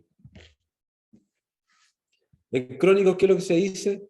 Vamos a hablar de esto, chiquillos, un tema bien interesante al final del curso, obesidad y síndrome de hipoventilación, ya que a veces van acompañados, un mega problema hoy día de salud pública, ¿cierto? La obesidad y la presencia de apneas en ellos es muy relevante. Ahora, apnea obstructiva se sospecha siempre, o la mayoría de las veces van a tener, pero además puede estar acompañado de hipoventilación. Entonces, el obeso que ronca y no solucionamos el problema con CPAP, eventualmente porque puede estar hipoventilando, movilizando un volumen corriente menor, disminuyendo su volumen minuto y generando finalmente una retención de CO2. El EPOC en fase estable, ¿cierto? Tiene varios beneficios que están descritos ahí, sobrevida, es mejor que solamente poner el oxígeno, con mejor programación o con buena programación mejora la apnea del ejercicio, el PFUNO y la calidad de vida. Probablemente en todas estas condiciones que estoy mencionando acá, lo que le importa al paciente no son estos, nosotros no importa eso, pero a él le importa la calidad del sueño y la calidad de vida.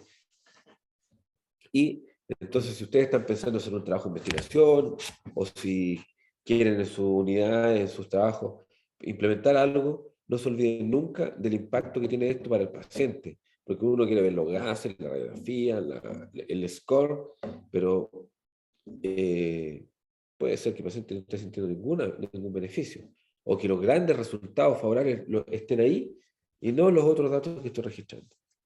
¿Ya? Y aquí hay un mega grupo que en Chile es gigante hoy día.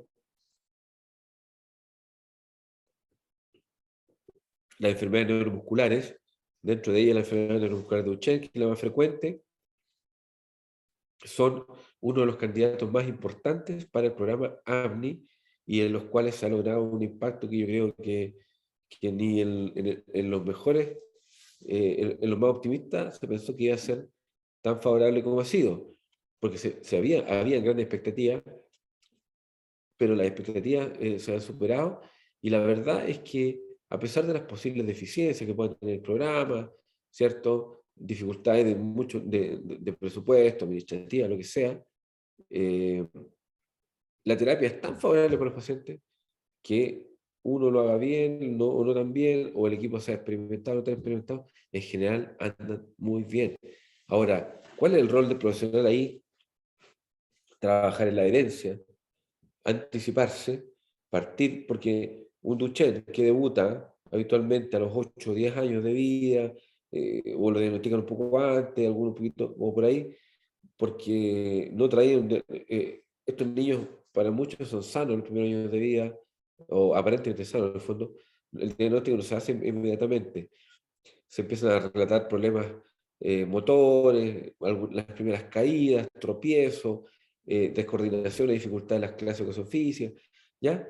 Y empieza con un deterioro progresivo.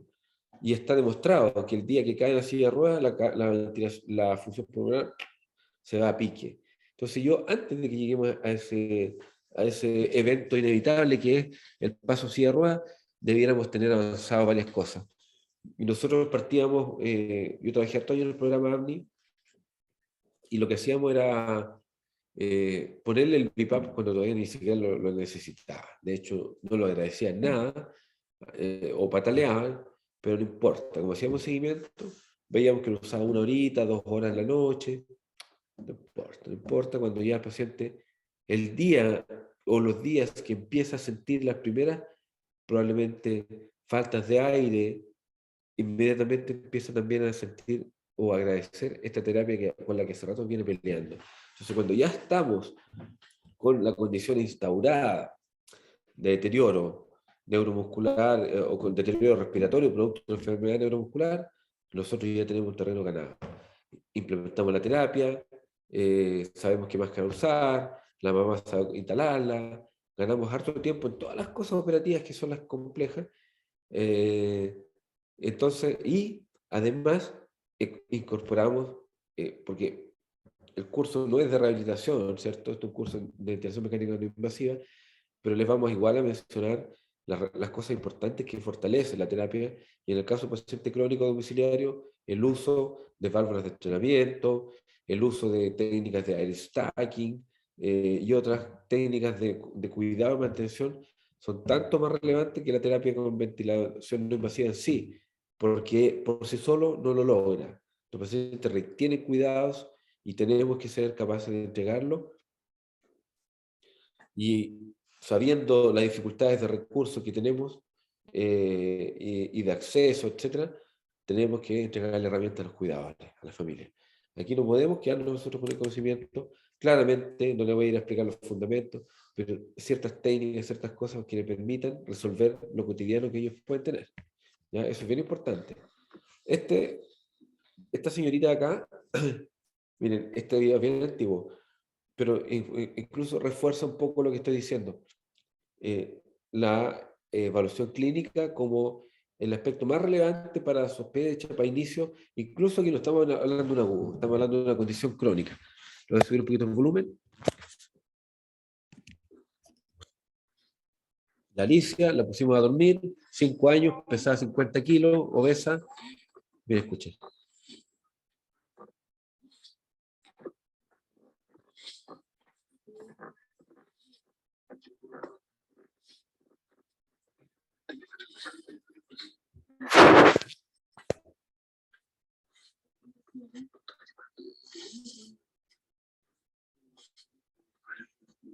Probablemente hay factores favorecedores, una retornatia, la obesidad obviamente, cuellos cortos, el diámetro del cuello, hay varios datos relevantes, ¿ya? Y aquí la estamos monitorizando, miren. Dormía 5 o 10 minutos recientemente, la estamos induciendo al sueño y su frecuencia cardíaca está en 94. ¿Cómo les parece esa frecuencia cardíaca, chiquillos, para alguien que está durmiendo en reposo, ¿cierto? La niña de 5 o 6 años.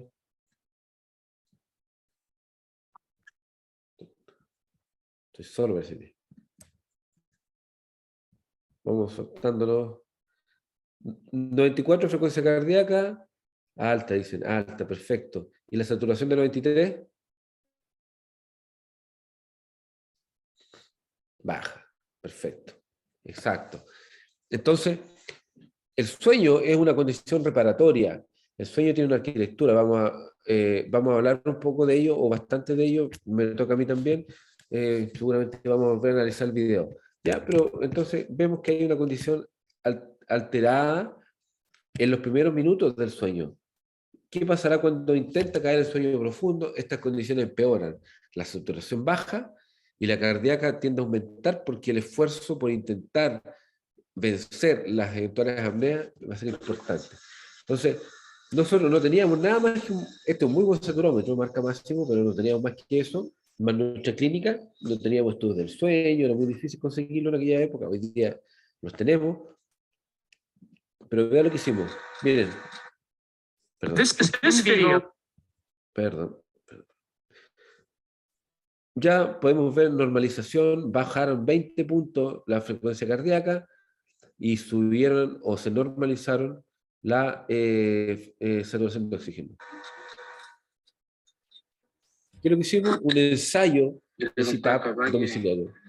Me llevé la tarjetita el otro día, la leímos y Ahí 0% de le cumplimiento. estamos reclamando a la mamá que ¿cuánto los sábados? No, todos los días. Ya, vamos a sacar la tarjetita, la verdad, y la metíamos en un lector de tarjeta. Hoy día son chip, en ese tiempo era la tarjeta como una tarjeta de crédito, y podíamos ver la adherencia y seguimiento. Entonces, parte de la terapia ahí convenciendo.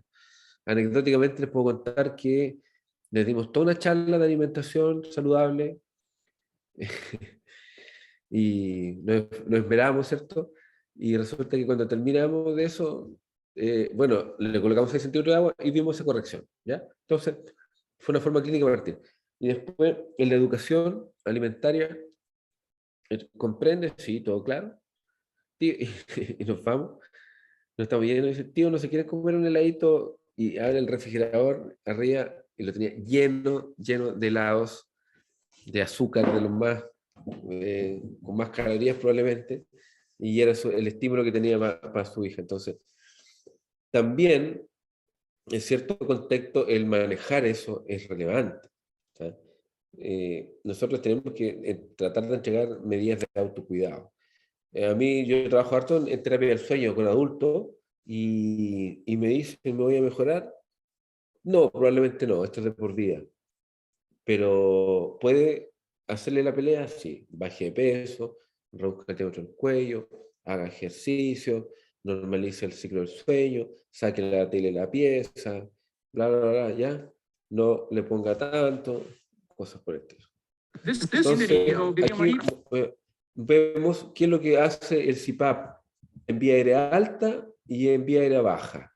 En vía aérea alta, vamos acá a la baja, mira, el video, en la vía aérea baja logra la administración de presión positiva continua en la vía aérea, logra estabilizar la función alveolar de alveolos que están muy distensibles y alterados en su biomecánica a una cierta normalización, manteniéndolos abiertos. De ahí el concepto de que mejora la capacidad residual funcional.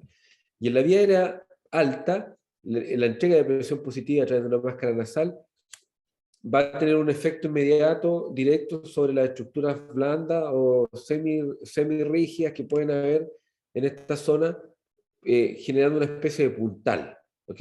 Puntal en toda esta zona y lo mantiene abierto, porque en la medida que caemos en sueño, ya la posición de cúbito es un problema, ¿cierto? Por la gravedad. Sumémosle a eso que la persona empieza a dormir, se empieza a relajar la musculatura en general, y esta musculatura, sumado a algunos factores de riesgo, tiende a colapsar, ¿cierto? E interrumpir la entrada de aire. Entonces, ¿qué es lo que ocurre en el sujeto que tiene apnea? Empieza a dormir, ¿cierto? La vía aérea está relativamente estable, empieza a avanzar o intentar avanzar en las fases del sueño, que tienen toda una arquitectura bien conocida y deseable de que ocurra, al que al cabo de tantas horas estemos en el sueño más profundo, pero cuando empieza a ocurrir ese fenómeno, el bloqueo de la vía aérea alta genera el ronquido y una interrupción de respiración, en algunos casos apnea bastante prolongada, que obligan al paciente a salir y tener sobresaltos, pesadillas, y vuelve a sueño superficial. Entonces, están en una constante lucha porque cada vez que la musculatura se relaja, lo saca de su sueño, y estos sujetos habitualmente te relatan, oye, pero ¿por qué ando tan cansado? Si yo duermo 12 horas y ando igual, porque es un sueño no reparatorio. No se cumple la arquitectura del sueño y empiezan a venir todos los síntomas asociados a la apnea, como son la somnolencia, cefalea, problemas de ánimo, de concentración, también de mal humor, ¿ya? Problemas cardiovasculares, aumento de la resistencia vascular, la función cardíaca, por la taquicardia, etc. Entonces, es una bola de nieve con efectos inmediatos y con otros efectos a largo plazo.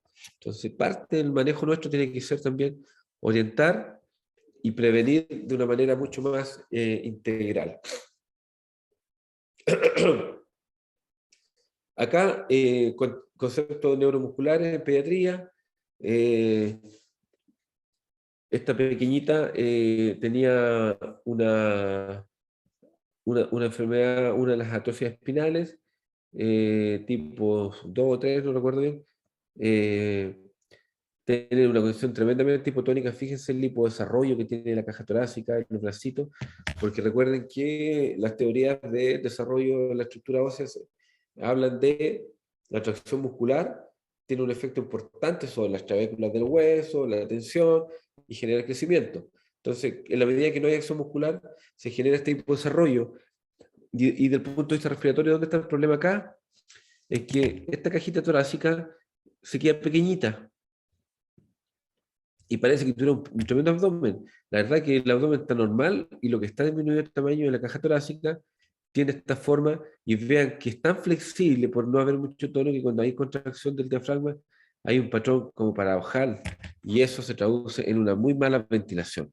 Entonces, estas pacientes iniciamos tempranamente la ventilación, acompañado de las otras terapias relevantes como son la terapia física, el uso de ayudas técnicas, el uso corsé es muy relevante, y los niños le hacen la pelea porque es muy molesto, pero si empeoramos la escoliosis, empeoramos el patrón restrictivo, empeoramos la función pulmonar y aumenta las necesidades de parámetros ventilatorios y aumenta las necesidades muchas veces de mayor tiempo.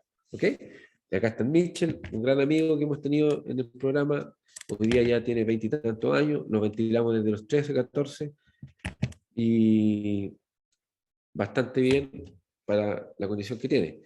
Entonces, vamos a ver algunos pilares, esto lo vamos a reforzar harto también a lo largo del curso. La falla respiratoria neuromuscular, es decir, aquí estamos hablando un poquito de los crónicos, vamos a encontrar el aspecto que hay una incapacidad para ventilar debido a la debilidad de la musculatura inspiratoria, hay riesgos de aspiración por debilidad de la musculatura de la vía aérea alta, ¿cierto? La deglución puede estar alterada, y hay incapacidad para toser debido a la debilidad de la musculatura inspiratoria y glótica. Entonces, esa triada es fatal. O sea, tenemos que manejarla, abordarla dentro del manejo integral que realizamos en estas enfermedades neuromusculares. Doctor Francisco Prado nos va a acompañar en el curso, un gran amigo de la vida laboral, ¿cierto? De nosotros que hemos trabajado en el contexto pediátrico, y él es aunque no hablamos mucho de ello, es parte de los fundadores del programa APNI en Chile, fue el primer jefe nacional o ministerial del programa, establecimos una muy buena relación, y él es bien kinesiólogo para sus cosas, le gusta ir al paciente a la casa, le gusta usar los equipos que usamos nosotros. Vamos a mostrar, mira, Mira, vamos a y acá mostrarle a la... está Pancho Respira Prado. nomás, Marquito. Eso, muy enseñándonos a bien. usar la Mucho pipeta, respirar. un tipo de Muy ventilación bien, mecánica otra no más. invasiva a demanda. Ya, ahora le vamos a Ya mostrar, le mira, explico. vamos a mostrarle a la tía Lina Bosa cuando tomáis aire. Toma aire, Marco. Eso, tía Lina, mire, le suba 25 centímetros de presión inspiratoria. ¿Ah? Ya, con esto le puedo hacer química. Ya, Marquito, hazle así a la tía Lina. El dedo. Eso ya, listo. La doctora Linda Bosa, referente fibrosis quística. Entonces el doctor aquí le está mostrando cómo se usa la pipeta para mejorar el volumen pulmonar. Respira nomás, Marquito. Y esta es lo que se conoce con el concepto de ventilación a demanda. Es muy interesante porque no todos los equipos lo traen, y el Trilogy, si lo conocen ustedes, está en una MVP, que significa respiración con pieza bucal, y permite que los pacientes que empiezan a aumentar muchas horas su requerimiento ventilatorio, y hoy día con la necesidad y con el objetivo que ya es totalmente aceptado de intentar evitar la traqueostomía, porque antiguamente ya el paciente ya está requiriendo 12 horas de ventilación, traqueostomía. Pero ya es sabido todas las complicaciones que puede tener la traqueostomía, entonces si la podemos evitar, ¿cierto? Y nunca realizársela, pero el problema es que requiere mucha ventilación, pues la no invasiva no puede tener una máscara 24/7.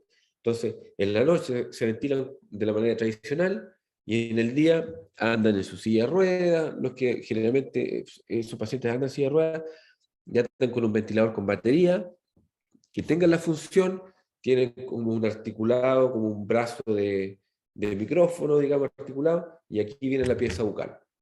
Entonces, van al colegio, por ejemplo, no podían ir antes porque se les acababa el aire, tenía que estar ventilado. Ahora están con el ventilador ahí, que está encendido, pero como un stand-by, que es factible porque trae la modalidad, y el niño de repente empieza a faltar el aire y hace, respira las veces que quiera, el ventilador lo aporta, deja de succionar, y se acaba el ventilador, no empieza a sonar, no hay alarma, y es como un pico pato que la pipeta tiene un doblez ahí que genera una cierta resistencia. Muy interesante terapia, y esto sí que ha andado súper bien. Acá vemos una silla de rueda con el concepto que les hablo de la pipeta, con su ventilador atrás, con batería, etc. Y otra de las terapias que vamos a reforzar un poco a lo largo, en el paciente crónico respiratorio, el uso de técnicas instrumentales para administrar cuidados respiratorios como complementarios imprescindibles en estos grupos de pacientes. En niños con enfermedad crónica disminuye la tasa de hospitalización y mejora parámetros respiratorios del sueño, ¿cierto? Esto sobre todo visto en neuromusculares, ventilación continua, que es lo que vimos recién, con más tos asistida y la oxigenación a demanda, pueden prolongar la vida y evitar la traqueostomía en pacientes con neuromuscular de Duchenne. Pacientes con Winning dificultoso pueden ser decanulados y actuados PNI. Esto es un razonamiento que no siempre está tan claro. Hoy es que tiene traqueostomía, es que no queremos decanular, es que todavía no puede, no aguanta. Pero un muy buen paso para avanzar rápido en la decanulación, decanulémoslo, pero tratémoslo con BiPAP. Entonces seguimos tratándolo en sus necesidades ventilatorias, pero a través de una vía aérea más fisiológica. Facilita la decanulación precoz y evita la recanulación en niños con obstrucción de la vía aérea alta. ¿Ya? Hay algunas enfermedades crónicas y agudas en las cuales las podemos encontrar. La verdad que por diagnóstico pueden haber esa y tantas más, pero ya hemos ido entendiendo un poquito que, independiente del diagnóstico, lo funcional es bien importante, que está deteriorado. Entender que cuando tenemos una respiración anormal, en este caso, es porque falló alguno de los componentes que está acá. Y no siempre el componente vía aérea, ¿cierto? O alveolos, sino que puede ser el componente cardiovascular, el sistema nervioso central o periférico, el sistema neuromuscular o la caja torácica y la pleura, que en el fondo cuando hablamos de falla de bomba. Entonces, el espectro es amplio en el cual se puede usar. Y la literatura de agudos probablemente deriva de patologías de este tipo. Y la patología y acá también, como el CPAP cardiogénico. Pero la patología de crónicos deriva más bien de acá, de cuando hay problemas neuromusculares y la caja torácica. ¿Ya? Entonces, depende del contexto. Por lo tanto, la ventilación no invasiva tiene tanto de ciencia como de arte, está condicionada por una sustancial curva de aprendizaje y cumplimiento de prerequisitos para alcanzar el éxito de la terapia en un hospital en particular. Vamos a dejar hasta aquí por hoy día esta clase introductoria. Me pido las disculpas por el retraso, ¿cierto? La demora que tuve por los problemas técnicos. Espero que no se vuelvan a repetir. Pregunto si hay alguna duda, si es que quieren consultar algo, comentar algo. Quedo a disposición.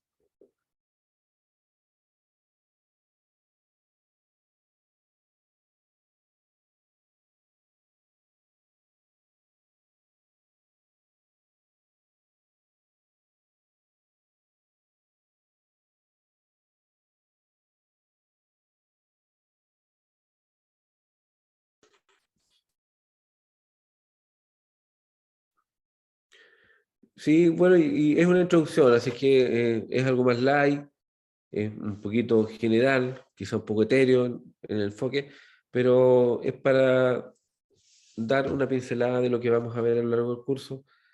De aquí en adelante, les recuerdo, el programa es bien específico, el único título más amplio es el de hoy, pero todas las charlas van a tener un tema específico.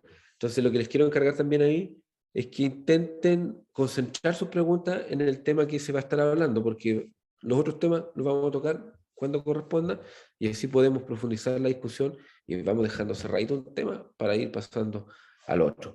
Insisto, nos importa harto, chiquillos, que ustedes les saquen provecho, que todas las instancias sean de aprendizaje, las clases, el aula, las pruebas y la invitación a interactuar. Pasado mañana tenemos la segunda sesión. El jueves le va a llegar a su correo acceso al aula y mañana o el mismo día, sí, mañana creo de la tarde ya van a estar recibiendo el enlace de recordatorio para la siguiente sesión. Recuerden que de todas formas el enlace es el mismo para todos. El que dice sesión programada, curso BNI. Gracias a ustedes por sus buenos comentarios también. Si no hay preguntitas, dejamos hasta aquí por hoy y nos vamos viendo en las próximas sesiones. Gracias chicos, que estén muy bien. Muy buenas noches.